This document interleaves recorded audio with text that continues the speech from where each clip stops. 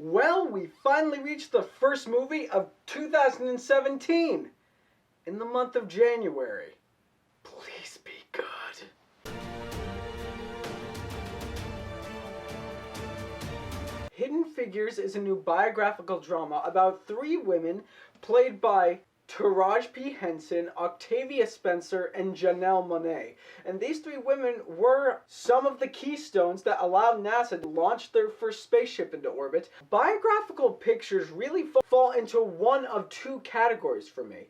They can either be really drawn out and really boring that it loses my interest within the first 10 minutes, or the subject matter and the characters will intrigue me enough that I'll want to see what happens from the beginning all the way to the end. Luckily, Hidden Figures does fall into that second category, and everybody in the film does a pretty fine job. Taraji P. Henson, Octavia Spencer, and Janelle Monáe, they were fantastic as portraying these women who were very outspoken and trying to succeed in a world that was just completely going against them. And Taraji P. Henson gives a monologue about the cruelty and segregation between the whites and blacks in the workplace that it really opens your mind to perspective to see how far we've actually come as a society. Kevin Costner is also in the movie, but you knew he was going to be great. Kevin Costner has been on a streak of doing these biographical films, and he always seems to be great in them. Except when he's in 3 Days to Kill. No. And this film does take place in the 20th century, so get ready for a lot of racism, sexism, and segregation. And the person who started this out from the very beginning was the witch herself, Kristen Dunst. The best way I can describe her: imagine Bryce Dallas Howard's character from The Help got a little bit more mature and started working for NASA. The racism was so well portrayed in this film that it certainly got my blood boiling. And the filmmakers did a good job at showing that even though there is racism and segregation, not every person had some kind of agenda or judgment.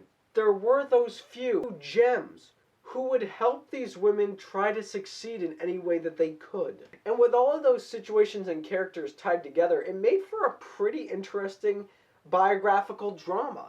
But that's kind of where my problems are. My biggest problem with the story is that we're shown these three women as friends right from the very beginning, but there was no explanation of how they became such good friends or how they met up with one another. Now, I've talked about how I wish the character development was better, but the biggest glaring problem with this movie is the pacing. The movie's 2 hours long. It felt like it was about 2.5 hours long.